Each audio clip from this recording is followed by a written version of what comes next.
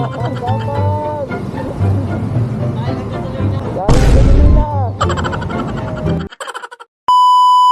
si Marlon, isang sundalo at certified MC taxi din gaya mo.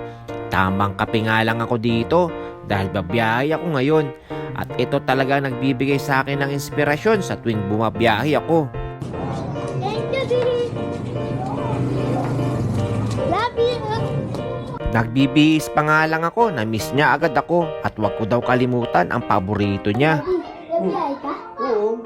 Alis ka na naman. Basta, Di, huwag mo kalimutan pasalubong ka. Ano gusto mo pasalubong? Burger. Burger? O, sige, ilang burger gusto mo? Isa. Isa lang. O, sige. Sa pakiramdam, di ba? Bago bumiyahe, magandang simula ng biyahe dahil long ride agad. 305 yung pamasahe ni ma'am. So pupuntahan natin ngayon.